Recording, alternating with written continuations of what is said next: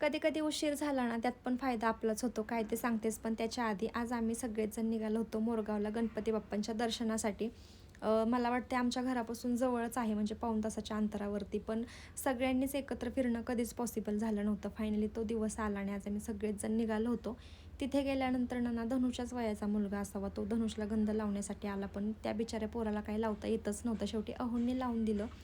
आणि सकाळी लवकर गेलो होतो, म्हणजे घरातली कामं, त्याच्यानंतर चकल्या वगैरे बनवल्या आणि मग आम्ही गेलो होतो. आणि असं वाटलं की थोडंसं लवकर आलो तर गर्दीसुद्धा थोडीशी कमी असेल, पण असं काहीच नव्हतं. आणि आमच्या लक्षामध्येच नाही आलं की सॅटर्डे संडे आहे, त्याच्यामुळे गर्दी वगैरे असेल.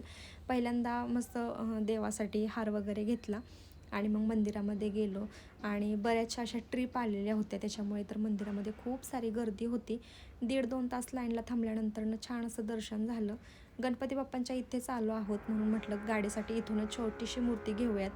आणि हीच ती गोष्ट आहे, मला ना सिरॅमिकच्या भरण्या घ्यायच्या होत्या खूप दिवसापासून. मिशोवरती सतत बघत राहायचे, 350-400 असे छोटे छोटे भरण्यांची प्राईज असायची. पण मला आता बरं वाटतंय की मी जरा वेट केला, पण मला खूप स्वस्तामध्ये ह्या सगळ्या भरण्या भेटल्या.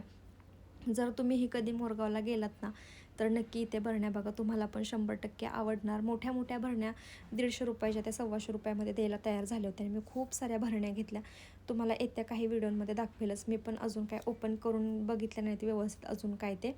पण जेव्हा कधी सेट करेल ना, तेव्हा नक्कीच दाखवेन. आणि घरी येताना मग आम्ही एका ठिकाणी चहा घेण्यासाठी थांबलो होतो. तिथे पण बराच वेळ लागला. आणि बाबा मामासोबत आहे म्हटल्यानंतर धनुष त्याचे हट्ट सगळे पुरवून घेणारच ना. मग इथे त्याने मस्त असा चहा पिऊन घेतला. आणि घरी आल्यानंतर मग आम्ही करंज्या बनवल्या, कारण मला सोबत घेऊन जायच्यात म्हणून मम्मीने छान अशा पुड्याच्या करंज्या